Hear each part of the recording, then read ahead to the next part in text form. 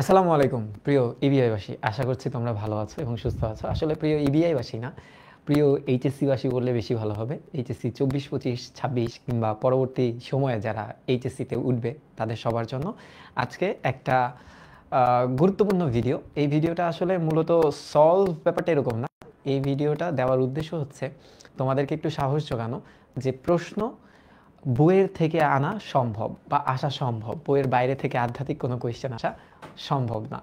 তো আমি তোমাদের প্রত্যেকটা ব্যাচকে একটু দেখাতে চাই, বিশেষ করে ইবিআইবাসী যাদেরকে আমি পড়াই তাদেরকে একটু দেখাতে চাই যে বই থেকে প্রশ্নগুলো হয়, এবং যদি বই থেকে নাই হয় তারপরও তুমি অ্যাটলিস্ট 11 থেকে 12টা কোয়েশ্চেন 15টার মধ্যে কমন পেতে পারো যদি একটু পড়ালেখাটা ঠিক মতো করা হয়। খুব কঠিন যে প্রশ্নগুলো হয় ব্যাপারটা তাও না।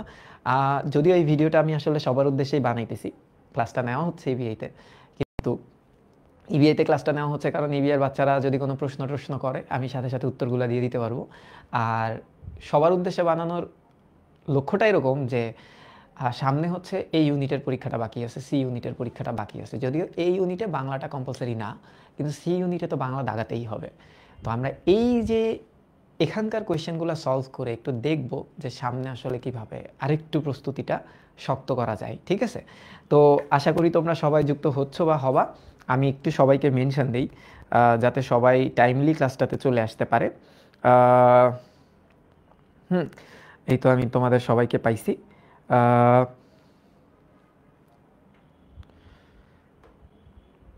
হ্যাঁ, তো আমরা সবাই একটু মনোযোগ দিব। হ্যাঁ, খুব ভালো মতো ক্লাসটাতে মনোযোগ দিব। ক্লাসটা আধা ঘন্টা বা 45 মিনিট আমাকে একটু সময়টা দিতে হবে।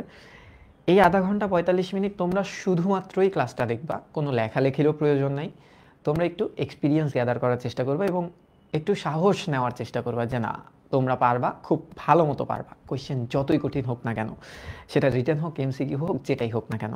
তো যদিও আমি এমসিকিউ নিয়েই আলোচনা করব, রিটেন পার্টটা নিয়ে আলোচনা করতেছি না। তো এক এক করে সবাই যেহেতু আসা শুরু করছো, আমি তোমাদেরকে বলি আজ ঢাকা বিশ্ববিদ্যালয়ের বি ইউনিটে পরীক্ষা ছিল। বি ইউনিটে নর্মালি সবাই পরীক্ষা দিতে পারে, যারা সায়েন্সে থাকে, কমার্সে থাকে, আর্টসে থাকে, সবাই দিতে পারে। তো এখানে 15টা কোয়েশ্চেন আসে এমসিকিউ বাংলাতে, এবং সেই 15টা কোয়েশ্চেনের একটু অ্যানালাইসিস আমরা করব, একটু রিভিউ করার চেষ্টা করব যে আসলে প্রশ্নগুলো কি খুব সোজা হয়েছে না কঠিন হয়েছে। তো সবাই একটু যুক্ত হও, সবাই একটু যুক্ত হও। এবং আবারও বলি সবাইকে ওয়ালাইকুম আসসালাম। আমি ভালো আছি, আশা করতেছি তোমরা ভালো আছো। আমাদের সাথে আরিফা আছে, শেফা আছে, আমাদের সাথে আজমাইন আছে, আমাদের সাথে জানুকি, আমাদের সাথে স্বর্ণা, এবং অনেকে যুক্ত হবে। হ্যাঁ, অনেকে যুক্ত হবে। তো একটু মনোযোগ দাও, একটু মনোযোগ দাও। সবাই রেডি? হ্যাঁ, তোমরা একটু কমেন্ট করো আমাকে যে তোমরা সবাই রেডি আছো কিনা। হ্যাঁ, তোমরা সবাই রেডি আছো কিনা। আজকের ক্লাসটা একটু অন্যরকম। আজকের ক্লাসে আমরা দেখার চেষ্টা করব যে আমরা রাইট ট্র্যাকে আছি কিনা। যারা 25 ব্যাচ এবং 26 ব্যাচ আছো তারা রাইট ট্র্যাকে, তারা কি ঠিক মতো লেখাপড়াটা করতেছো কিনা, কিংবা আমাদের ইবিআই কোর্সটা ঠিক মতো যাচ্ছে কিনা, এটা একটু প্রমাণ দিই আমরা। হ্যাঁ, তো আসো, প্রথম যে কোয়েশ্চেনটা আসছে আজ, হ্যাঁ, বাংলার প্রথম কোয়েশ্চেন দেখো, কাজী নজরুল ইসলামের মতে আত্মনির্ভরশীলতা কিভাবে আসে? কাজী নজরুল ইসলামের মতে আত্মনির্ভরশীলতা কিভাবে আসে? খুব বেসিক একটা কোয়েশ্চেন। এই কোয়েশ্চেনটা সরাসরি বইয়ের একটা লাইন। হ্যাঁ, বইয়ের লাইন। ওকে, আচ্ছা, বইয়ের লাইন আমি রেফারেন্স দিয়ে দিয়েই বুঝাই দিব বইয়ের কোন জায়গায় কোন জিনিসটা আছে। তোমাদের যে স্লাইডগুলো আমি পড়াইছি সেই স্লাইডগুলোই রাখছি, কারণ আমি জানি আমি যেভাবে দাগায় দাগায় পড়াই তোমরা তোমাদের বইতে ওইভাবেই দাগাও, তাহলে তোমরা বই খোলার সাথে সাথে বুঝে যাবে এটা কোথায় আছে। তো নর্মালি এই কোয়েশ্চেনটা আমরা যেটা পাচ্ছি যে আত্মনির্ভরশীলতা কিভাবে আসে, তো এটা কিন্তু খুব বিখ্যাত একটা লাইন। হ্যাঁ, এটা কলেজেও যারা পরীক্ষা দিছো খুব বিখ্যাত একটা লাইন না?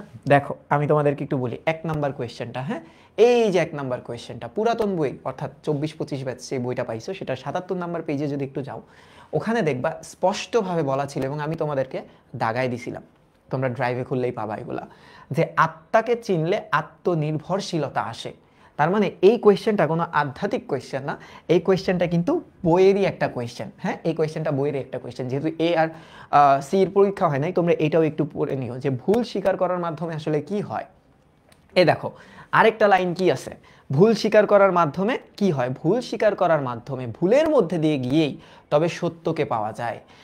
কোনো ভুল করছি বা বুঝতে পারলেই আমি তা প্রাণ খুলে স্বীকার করে নিব। তাহলে এটা একটু মনে রাখবা, হ্যাঁ, যে সত্যকে পাওয়া যায় ভুলের ভেতর দিয়ে গিয়ে, এটাও একটা ইম্পর্টেন্ট কোয়েশ্চেন হতে পারে। হ্যাঁ, তাহলে এই কোয়েশ্চেনটা কিন্তু খুব ইজি ছিল। এবার একটা জিনিস দেখো তো, সোনার তরী কবিতায় বর্ণিত ঘটনা ধারাটা কখনকার? সোনার তরী কবিতায় বর্ণিত ঘটনা ধারাটা কখনকার? তোমরা যারা 25 ব্যাচের আছো তারা 252 নাম্বার পেজটা একটু খুলবা, 24 ব্যাচের পোলাপাইন এটা খুলবে।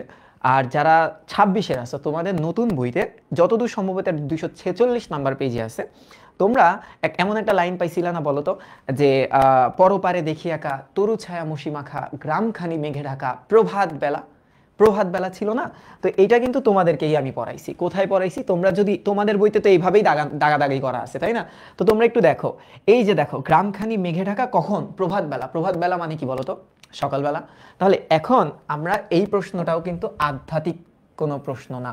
এটা কি আধ্যাত্মিক কোনো কোয়েশ্চেন না, এটা নর্মাল একটা কোয়েশ্চেন, তাই না? এটা নর্মাল একটা কোয়েশ্চেন, এটাও বইয়ের কোয়েশ্চেন।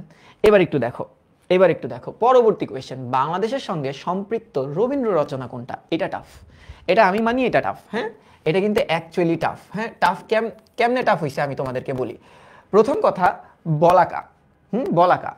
সোনার তরী কবিতাটাতে তোমরা যদি যাও, সোনার তরী, হ্যাঁ, সোনার তরী কবিতায় তোমরা যদি একটু খেয়াল করো, সোনার তরী কবিতায় কবি পরিচিতি পড়ার টাইমে বলাকাটা আছে, এবং বলাকাটা একটা কাব্যগ্রন্থ, এটা আমরা জানি। হ্যাঁ, এটা একটা কাব্য, এবং আরও যদি ইন ডিটেইলে পড়ো তোমরা পাবা যে 1916 সালে এটা প্রকাশিত হয়। যেহেতু এটা তোমাদেরকে পড়াই ফেলছি, তোমরা এটা জানো। হ্যাঁ, চোখের বালি, এই চোখের বালি কিন্তু তোমরা ভালো মতো পড়ছো। কোথায় পড়ছি এটা? এটা পড়ছি আমরা অপরিচিতায়। এটা কই পড়ছি? এটা পড়ছি আমরা অপরিচিতায়। অপরিচিতা, এই অপরিচিতায় চোখের বালি হচ্ছে একটা উপন্যাস, বাংলা সাহিত্যের প্রথম মনস্তাত্ত্বিক উপন্যাস। এটা হচ্ছে 1903-তে প্রকাশিত হয়, এবং এটা দিয়ে 2টা সিনেমাও হয়। এই কথাগুলো আমি তোমাদেরকে পড়াইছি। কোথায় পড়াইছি তোমরা একটু দেখো, তোমাদের এই স্লাইডটাতে একটু দেখো তো, এখানে এই যে দাগাদাগি করা, এটাই তো তোমাদেরকেই দাগাদাগি করে পড়াইছি, তাই না? তার মানে চোখের বালি সম্পর্কে তো তোমরা ভালো মতো ধারণা নিছো, এবং ওখানে বাংলাদেশ সম্পর্কে বা কিছু যদি থাকতো তাহলে হয়তো বা আমি পড়াতাম, বা তোমরাও কোনো না কোনো সোর্স থেকে পড়ে ফেলতা। এই 2টা অপশন সরাসরি হচ্ছে না, এই 2টা অপশন সরাসরি আমাদের হচ্ছে না। এটা কোয়েশ্চেনটা কিন্তু কঠিন। তাহলে হইতে পারে এইটা, না হতে পারে এইটা। এখন মুকুট কি? মুকুট হচ্ছে একটা নাটক, রবীন্দ্রনাথ ঠাকুরের একটা নাটক, ঠিক আছে? ছিন্নপত্র, পত্র মানে তো চিঠি। হ্যাঁ, ছিন্নপত্র, পত্র মানে তো চিঠি। এই চিঠির এগুলো একটা সংকলন, চিঠির সংকলন মানে অনেকগুলা চিঠি নিয়ে এই ছিন্নপত্রটা হইছে, ঠিক আছে? এই যে এইটা বাংলাদেশের সাথে সংশ্লিষ্ট। তিনি যখন বাংলাদেশে জমিদারি সূত্রে দেখভাল করতে আসছিল, তখন এটা লেখা তার ভ্রাতৃপুত্রী আর কি, যার নাম ছিল যতদূর সম্ভবত ইন্দিরা দেবী চৌধুরানী, তার কাছে তার কিছু পত্র আদান প্রদান হয়েছিল। তো তখন এই চিঠিপত্রগুলা সংকলনের নামটা রাখা হয় হচ্ছে ছিন্নপত্র। তাহলে এই প্রশ্নটা টাফ, এটা আমরা মানি। তো তোমাদেরকে যখন আমি পড়াই যে কবি পরিচিতি ইন ডেপথে, তখন অনেকে একটু বিরক্ত হও যে এটা এত ডিটেইলে পড়ার কি দরকার। এবার কি বুঝছো ডিটেইলিংয়ে পড়ার কারণটা কি? যে এই কোয়েশ্চেনগুলা, হ্যাঁ, এই কোয়েশ্চেনগুলা কেন এত ডিটেইলিংয়ে পড়াতাম আমি? এই কারণে। এরপরের কোয়েশ্চেনটা দেখো, এরপরের কোয়েশ্চেনটা, হ্যাঁ, কি বলছে? রাবণ অনুজ লক্ষ্মী রাবণ আত্মজে। আচ্ছা, এটা বিভীষণের প্রতি মেঘনাদের একটা লাইন। হ্যাঁ, অনুজ মানে কি বলতো? অনুজ মানে তো ছোট ভাই, তাই না? অনুজ মানে ছোট ভাই। আচ্ছা, আর আত্মজ মানে কি? আত্মজ মানে সন্তান বা ছেলে, ছেলে। আচ্ছা, ছেলে।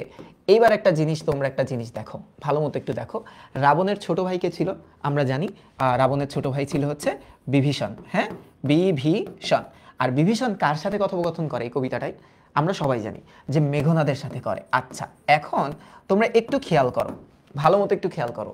এখানে লক্ষ্মী যে শব্দটা আসছে, প্রথমত আমরা লক্ষ্মী মানে জানি না, লক্ষ্মী কোন পদ এটা চাইছে আমাদের কাছে। একটু দেখো, রাবণ অনুজ, রাবণের ছোট ভাই। লক্ষ্মী কথাটার অর্থ হচ্ছে লক্ষ্য করে, লক্ষ্য করে। হ্যাঁ, তার সাথে লক্ষ্য করে কথাটা বলতেছে, কাক মেঘনাদের সাথে কথা বলতেছে, মেঘনাদকে লক্ষ্য করে বলতেছে। আচ্ছা, কবিতার হুবহু লাইন।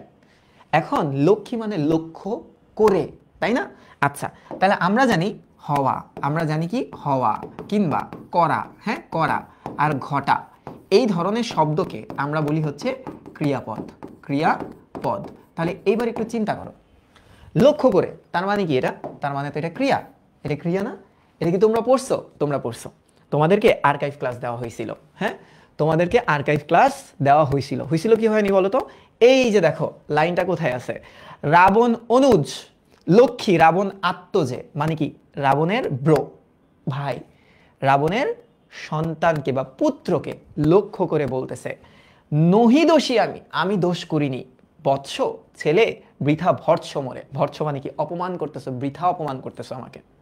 তার মানে এই যে দেখো লক্ষ্য করে, তো এটা হওয়া করা ঘটা এগুলা কোন জাতীয় শব্দ? এটা তো ক্রিয়াপদ ব্যাকরণিক শব্দশ্রেণী অনুসারে।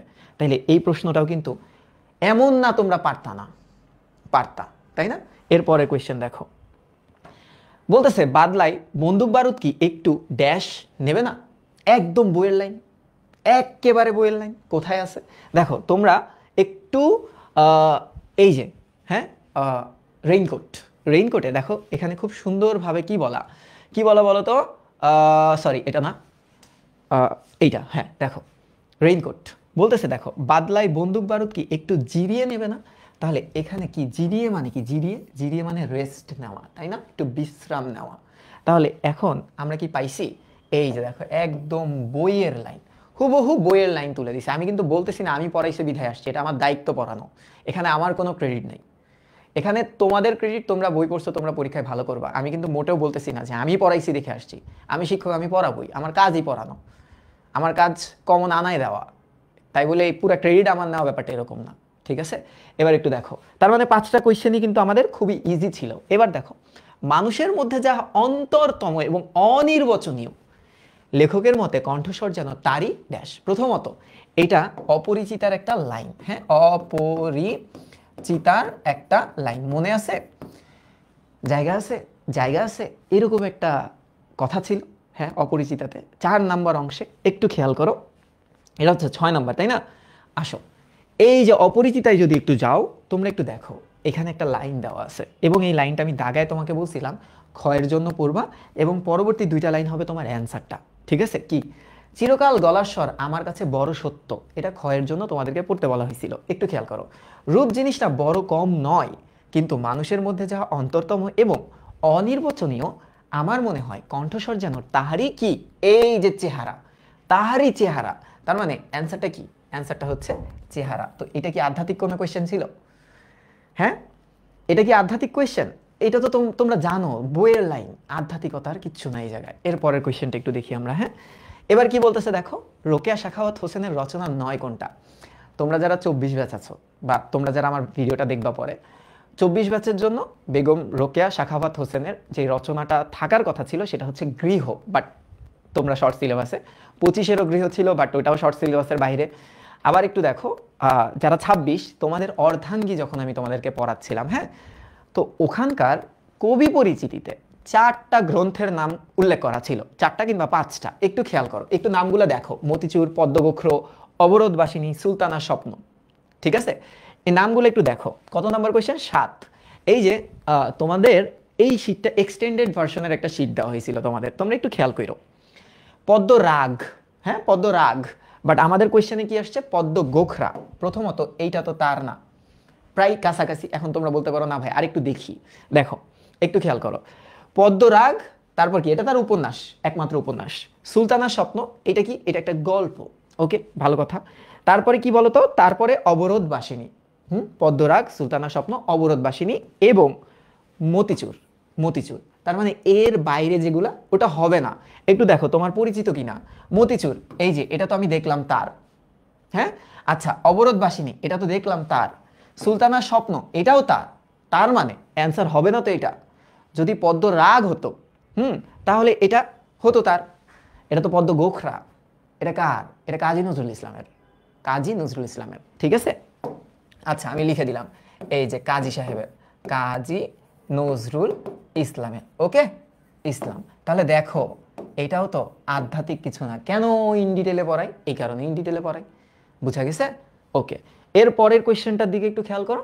বিলাসী গল্পে উল্লেখ নায়িকার, খুব দারুণ একটা কোয়েশ্চেন। হ্যাঁ, বিলাসী গল্পে উল্লেখ নায়িকার একটু দেখবো আমরা। হ্যাঁ দেখো, হুমায়ুনের, তুগলক খান, ভূদেব বাবুর, নাকি বাবরের?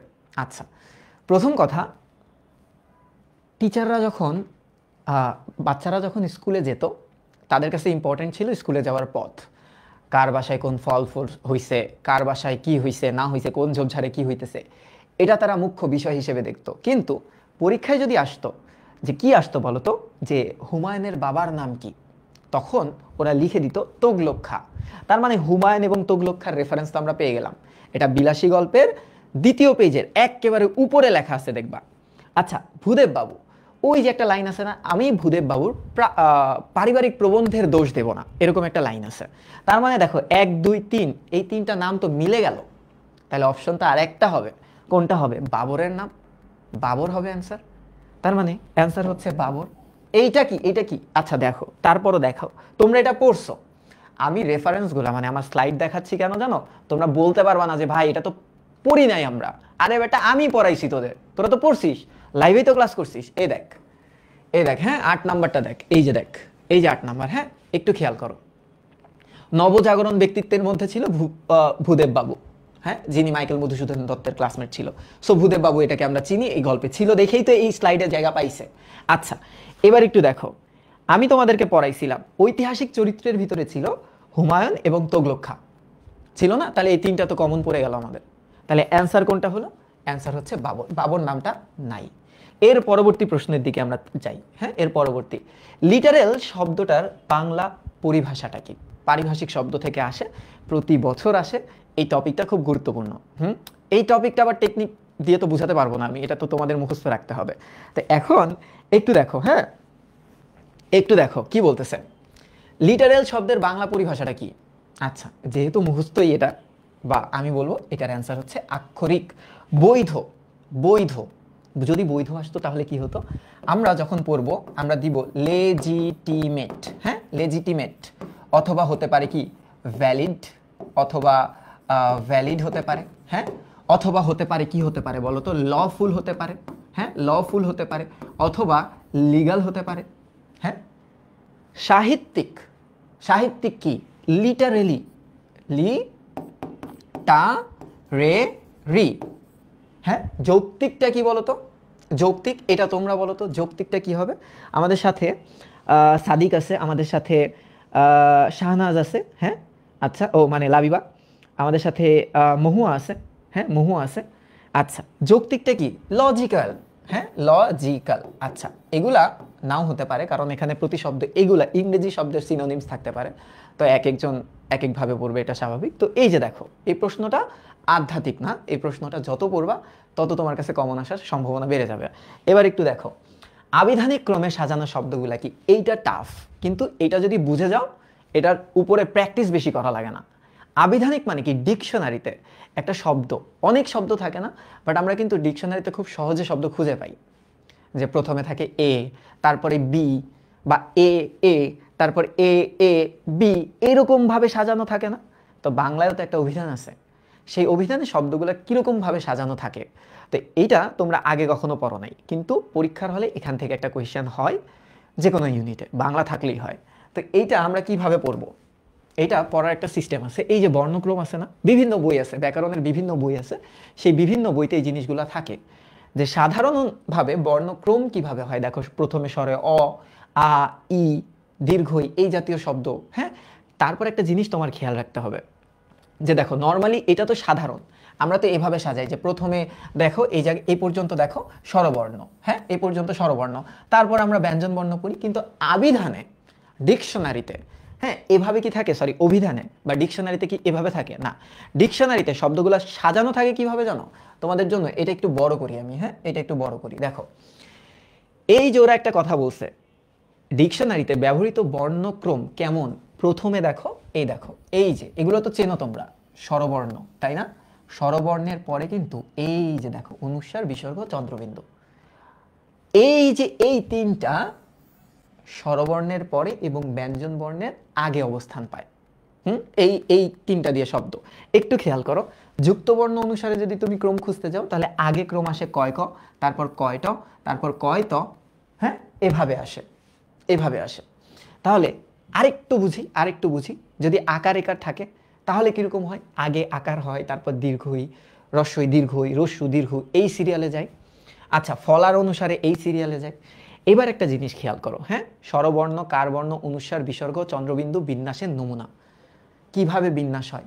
ক, তারপর ক অ, তারপর ক আ, তারপর ক ই, তারপর ক দীর্ঘই। আচ্ছা, কিচ্ছু বুঝতেছি না না? এবার তুমি এটার দিকে একটু তাকাও, দেখো, খেয়াল করো। প্রথমে ক অ থাকার কথা, আচ্ছা নাই, কিন্তু তারপরও তো মাঝখান থেকে একটা ক্রম আনা সম্ভব। তার মানে এটা আছে, ক এর সাথে আ আছে। তারপরে কি দেখো তো, ক এর সাথে একটু খেয়াল করো, ক এর সাথে এখানেও আ আছে। ওকে, সমস্যা নেই, সিমিলার তো, একসাথেই থাকবে। কিন্তু এই জায়গায় দেখো ক এর সাথে কি আছে? উ আছে। ক এর সাথে কি উ হওয়ার কথা ছিল আগে?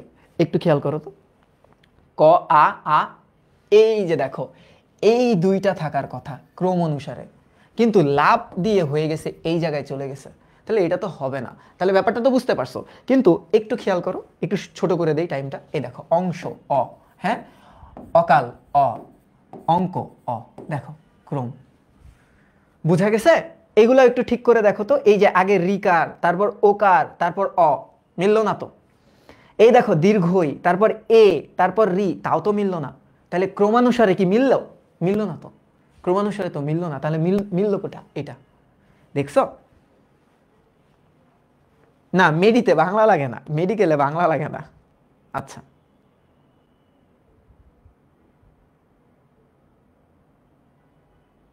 ঠিক আছে।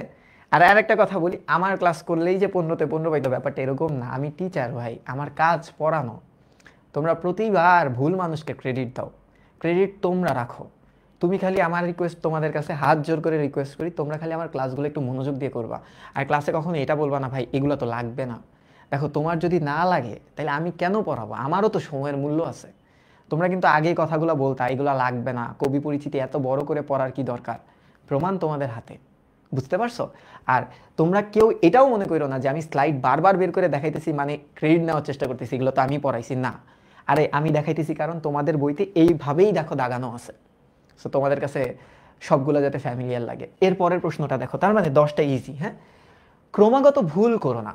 ওকে, ক্রমাগত ভুল করো না, ভালো কথা। আচ্ছা, করো না, এই ব্যাপারটা আমরা জানি যে এটা একটা ক্রিয়াপদ, হ্যাঁ, এই ব্যাপারটা একটা ক্রিয়াপদ, তো আমরা জানি। একটু ভালো মতো দেখো, ক্রিয়াপদ কখন, কোথায়, কিভাবে, ক্রিয়াপদ হবার ধরন, হ্যাঁ, ক্রিয়াপদ হবার ধরন, এগুলাকে মানে হচ্ছে ক্রিয়াকে বিশেষায়িত করা, ক্রিয়াকে। আর নাউনকে বিশেষায়িত করা হলো অ্যাডজেক্টিভের কাজ। ক্রিয়াকে বিশেষিত করা কার কাজ?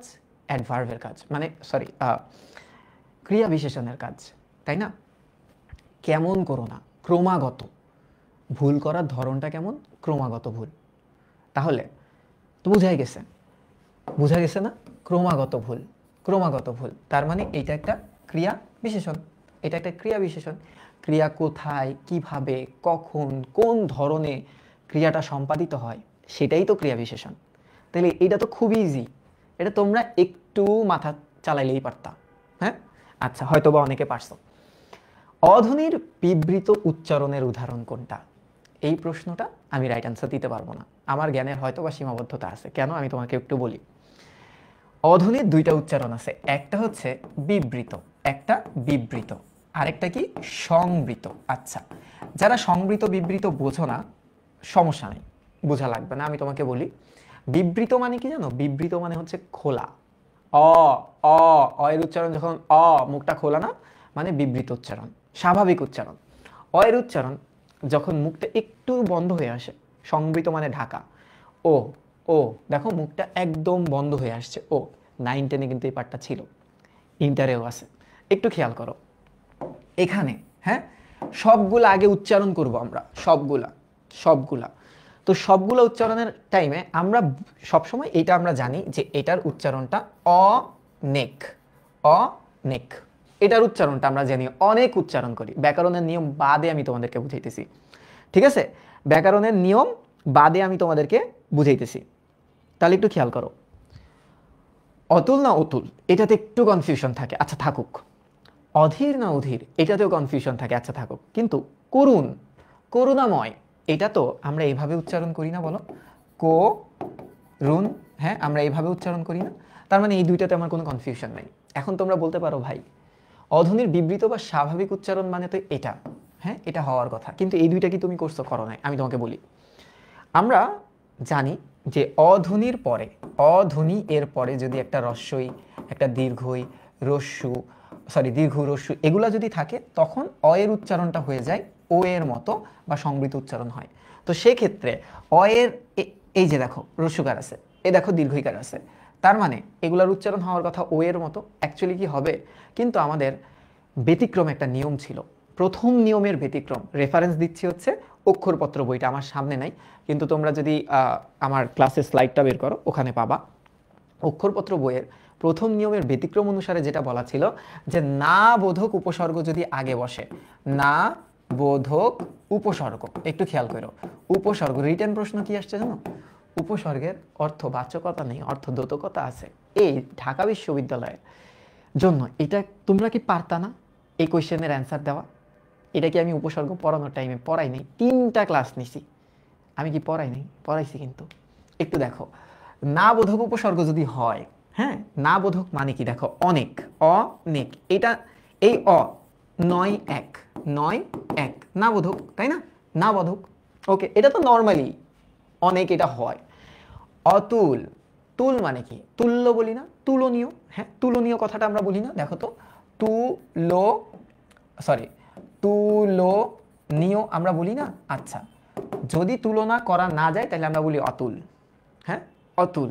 তার মানে কি দেখো তো, এইটা কিন্তু নাবাচক, এটা কিন্তু নাবোধক বা নাবাচক, মানে অদ্বিতীয়, তুলনা করা যায় না। তাইলে এইটার উচ্চারণও তো অ এর মতোই হলো, অতুল।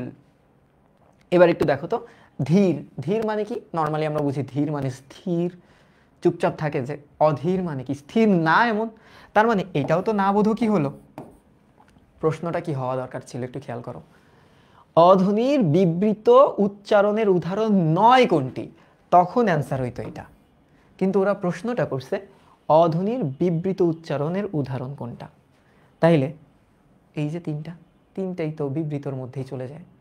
স্বাভাবিক নিয়ম অনুসারে এটা সরাসরি বিবৃত, আর এইটা হচ্ছে ব্যতিক্রম অনুসারে, এটা ব্যতিক্রম অনুসারে। তাহলে তোমরা দেখো, তোমরা বলো, এখানে কি আধ্যাত্মিক কিছু পড়াই আমি তোমাদেরকে? হ্যাঁ, তোমরা এটা বলতে পারো ভাই, একটা কথা আমি জানি এটা, যে ভাই আপনি তো ঢাকা ইউনিভার্সিটিতে চান্স পান নাই, আপনি কেন পড়াবেন? হ্যাঁ, ইউনিভার্সিটি কোর্সগুলা একটু খেয়াল করো, এইখানে এইগুলা পড়াইতে আমার কি ঢাকা ইউনিভার্সিটির ব্যাকগ্রাউন্ডটা খুব প্রয়োজন? হ্যাঁ, আমি ঢাকা ইউনিভার্সিটি না পড়ায়ও যদি তোমাদেরকে বলতে পারি, পড়েও যদি বলতে পারি যে কোয়েশ্চেন কোন কোন দিক থেকে হচ্ছে, এভাবে এভাবে পড়ো, তাহলে আমার ব্যাকগ্রাউন্ডটা কি খুব প্রয়োজন? গুরুর ব্যাকগ্রাউন্ড প্রয়োজন না গুরুর শিক্ষাটা তোমাদের দরকার? এই ব্যাপারটা একটু বিবেচনা করতে হবে তোমাদের, ঠিক আছে? আমরা যাতে পারফেক্ট এডুকেশনটা পাচ্ছি কিনা তার কাছে, এই জিনিসটা থাকবে আমার মুখ্য চিন্তার বিষয়। আমার ব্যাকগ্রাউন্ড কোথাকার, আমি অক্সফোর্ডের না আমি ঢাকা ইউনিভার্সিটির, এটা তো মনে হয় না খুব একটা ম্যাটার করার প্রয়োজন হয়। তো অনেকে বলে দেখে আমি এখন পর্যন্ত অ্যাডমিশনের কোর্স ছাড়িনি, তবে তোমাদের থেকে যদি ফিডব্যাক ভালো পাই তাহলে আমি চিন্তা করবো এই বছরে। এবার একটু দেখো, পোর খাওয়া শব্দের বিশিষ্ট অর্থ কি? অনেকটা বাগধারা টাইপের অর্থ, তো এটা তো মুখস্থ করতে হয়। তার মানে এখন থেকে আমি দেখলাম 2টা কোয়েশ্চেন আমরা একদমই পারতাম না। এক হচ্ছে রবীন্দ্রনাথ ঠাকুরের ওই কোয়েশ্চেনটা, তারপরে হালকা পাতলা পারতাম। বর্ণক্রম এবং এই পার্টটা একদমই না পারার মধ্য থেকে আসছে, কারণ এগুলো পড়তে হয় আমাদের। তাহলে এটার অ্যান্সারটা বেশি না গেছে আমি বলে দিতে পারি যে এটা হচ্ছে প্রতিকূলতা পেরোনো, পোর খাওয়া, ঠিক আছে? এর পরের প্রশ্নটার দিকে একটু দেখো, বৈষম্য বিরোধী শব্দটি যে সমাসে নিষ্পন্ন। আচ্ছা, প্রথমত ব্যাস বাক্য যদি আমরা জানি তাহলে আমরা বলে দিতে পারবো এটা কোন সমাস। আর এটা ট্রেন্ডি একটা শব্দ, ট্রেন্ডি জিনিস আসে প্রতি বছর, সেটা বাংলা হোক, ইংলিশে হোক বা জিকেতে হোক, এটা আমরা জানি। তাহলে এটা যদি আমরা ভাঙাই, এটাকে আমরা পাবো কি দেখো, এটা পাবো হচ্ছে এটা পাবো বৈষম্যের কি বিরোধী। বৈষম্য বিরোধী মানে কি, আমি কোন জিনিসটার বিরোধিতা করতেছি? বৈষম্যের বিরোধী, তাই না? বা বিরোধিতা করতেছি। তাহলে একটু দেখো এখানে কি আসছে বলো তো, এর, ওকে, এটা কি, এটা একটা বিভক্তি, এর ষষ্ঠী বিভক্তি, আমি যদি ভুল না করি, ভুল করলে আমাকে বুঝাই দিও, বিভক্তি, তাই না? এবার একটু দেখো, বৈষম্যের বিরোধী ইজ ইকুয়াল টু বৈষম্য বিরোধী। তার মানে ব্যাস বাক্য থেকে যদি বিভক্তি লোপ পায় বিভক্তির লোপ পেয়ে যে সমাসবদ্ধ পদটা গঠন হয় সেটাকে আমরা কি বলি? সেটাকে আমরা বলি তৎপুরুষ সমাস। সেটাকে আমরা বলি তৎপুরুষ সমাস। তাহলে আমার মনে হয় না যে এটা আসলে খুব কঠিন কিছু ছিল তোমাদের জন্য। হ্যাঁ, খুব কঠিন কিছু ছিল।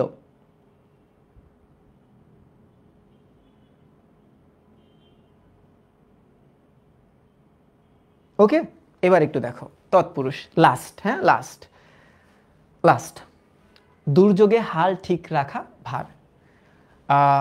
নতুন বইয়ের পেজ নাম্বার অনুসারে যাচ্ছি না, কারণ পরীক্ষা দিছে 24 এবং 25-এর বই অনুসারে এটা আছে হচ্ছে 299 নাম্বার পেজে আছে 18 বছর বয়স। তো 18 বছর বয়সের 5 নাম্বার প্যারাতেই থাকার কথা। না থাকলে তোমরা একটু দেখো যে পথে প্রান্তরে ছুটায় বহু তুফান, এ বয়সে এই যেটা দুর্যোগে হাল ঠিক রাখা ভার, এরকম একটা লাইন আছে। হ্যাঁ, আমি তোমাদেরকে যদি একটু বলি, তোমাদের এই যে নতুন বইটা, এই নতুন বইতে তোমরা একটু যাও, আমি তোমার এটাকে পড়াইছি তোমাদের। হ্যাঁ, 296 নতুন বইয়ের আবার 296 নাম্বার পেজে আছে। তাহলে আমি যদি 296 নাম্বার পেজে একটু যাই, তোমাদেরকে হালকা একটু যদি আইডিয়াটা দিই, দেখো এই যে 1 2 3 4 5 নাম্বারে আছে 18 বছর বয়স যে দুর্বার, পথে প্রান্তরে ছুটায় বহু তুফান, দুর্যোগে হাল ঠিক রাখা ভার, ক্ষত বিক্ষত হয় সহস্র প্রাণ। ভালো কথা, একটু খেয়াল করবো, আমরা কোয়েশ্চেনের দিকে যাবই না। ওরা বলছে হাল শব্দটার অর্থ কি। আমরা অনেক সময় দেখি না হাল চাষ করা, তো অনেকে মনে করে যে লাঙল দিয়ে জমি চাষ করা, এরকম কিছু। একটু খেয়াল করো, লাইনটা পড়ো, দুর্যোগে হাল ঠিক রাখা, ঠিক মতো রাখা ভার, মানে কি? দুর্যোগে হাল বলতে এই জায়গায় আমরা বুঝতে পারি যে অবস্থাটা, হ্যাঁ অবস্থা, তাই না? অবস্থা ঠিক রাখা ভার, আমাদের নিজের অবস্থাটা আমরা ঠিক রাখতে পারি না, স্টেবিলিটি থাকে না আমাদের। একটু খেয়াল করো, তার মানে লাঙল তো শুরুতেই হবে না, অবস্থা স্বপ্ন তো হবে না, আশা তো হবে না, তাহলে দশা মানে কি বলো তো? দশা মানে অবস্থা না? মেবি দশা শব্দটা তোমরা পড়ছিলা ফিজিক্সের শব্দ চ্যাপ্টারটাতে। হ্যাঁ, পড়ছো না? শব্দের প্রতিধ্বনি চ্যাপ্টারটাতে ক্লাস 9-10-এ মনে হয়েছিল, সপ্তম অধ্যায়ে। তো এই যে অবস্থা, দশা। এবার তোমাদের 15টা কোয়েশ্চেন আমি সলভ করাইলাম। হ্যাঁ, 15টা কোয়েশ্চেন সলভ করাইলাম, 32টা মিনিট সময় গেছে। এবার তোমরা বলো, বাংলা আধ্যাত্মিক কোনো কোয়েশ্চেন হয়? এখন তোমরা বলতে পারো ভাই অনেক সোজা হয়েছে এই বছর, তোমরা পড়ছো বিধায় সোজা লাগছে।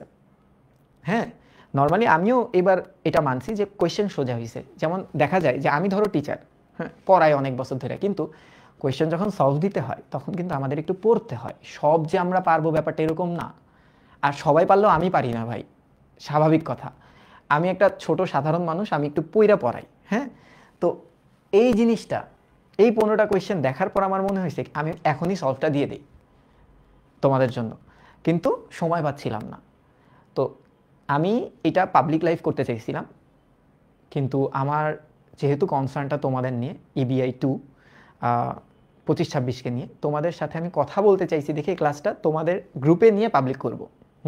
তোমাদেরকে দেখালাম, দেখো সায়েন্স কমার্স আর্টস সবাই পরীক্ষা দিবা একটা ইউনিটে, এবং সেই ইউনিটের কোয়েশ্চেনটা হচ্ছে এরকম। রিটেন কোয়েশ্চেনটাও আমি দেখছি।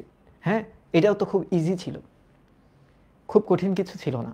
তাহলে এবার বলো আমরা ঠিক ট্র্যাকে আছি? যেভাবে আমরা পড়ি আমরা একদম পারফেক্ট ট্র্যাকে আছি, বুঝতে পারছো? দেখি আমি তোমাদের ফিডব্যাকটা নিই।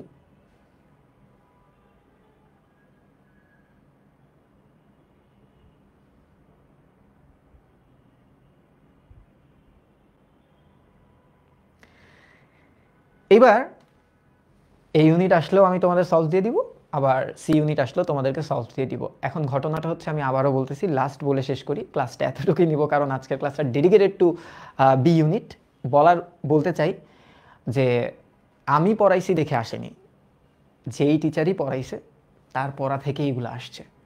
স্টুডেন্ট হচ্ছে তোমরা, যে তোমরা কিভাবে জিনিসগুলো পড়ছো। আমার মনে হয় না যে বাকি টিচার যারা আছে, ধরো তোমরা অন্য প্ল্যাটফর্মের যার কথা বলো না কেন, তারাও এইভাবেই পড়ায়, তারা এই জিনিসগুলাই পড়ায়। তো দিন শেষে আমি তোমাদেরকে পড়াবই, এবং আমি তোমাদের জন্য খাটতে পারবো।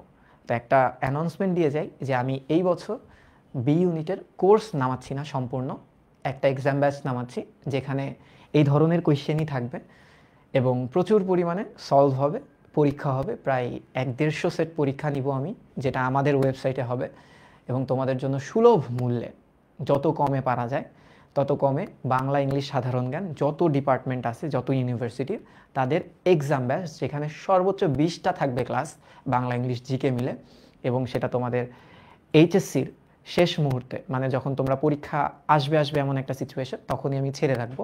স্টুডেন্ট সংখ্যা যে কয়টাই থাকুক, আমার টার্গেট থাকবে যাতে প্রত্যেকে একটা ভার্সিটিতে একটা সিট রাখতে পারে, যেটা হয়তোবা আমি পারিনি, বা ঢাকা ইউনিভার্সিটিতে আমি চান্স পাইনি। তো এই ছিল ক্লাসটা। তোমাদের জন্য অনেক শুভকামনা, তোমরা রাইট ট্র্যাকে আসো, ভয়ের কোনো কারণ নেই। আমরা এভাবেই পড়ালেখাটা চালাই যাব, আর 1 মাসের মধ্যে আমাদের রিভিউটা শেষ হয়ে যাবে, কিন্তু একটা কম্প্যাক্ট প্রিপারেশন তোমাদের হয়ে যাবে। তো এই তো, ভালো থাকো, সুস্থ থাকো। একটু কমেন্ট নেই, রেফারেন্স দিয়ে পড়ানোর স্টাইলটা ভালো। হ্যাঁ, এটা আমি সবসময় করি, তোমরা জানো। আজকের ক্লাস না, আর তো দরকার নেই। হ্যাঁ, ঋতু বর্ণনের রেজাল্টটা হচ্ছে আমি 10টার মধ্যে দিয়ে দিচ্ছি। একজন হচ্ছে ফাইনালি চ্যাম্পিয়ন হয়েছে ঋতু বর্ণনে, আরেকজন রানার্স আপ হয়েছে, 2 জনের রেজাল্টে আমি দিয়ে দিচ্ছি। ঠিক আছে, তোমরা চাইলে 26 করতে পারো, সমস্যা নাই। হ্যাঁ, তাহলে এই থাকলো ক্লাসটা, সিম্পল ক্লাস, অন্য কিছু মিলাইলাম না ক্লাসটার মধ্যে। দেখা হচ্ছে আগামী সপ্তাহে। আসসালামু আলাইকুম।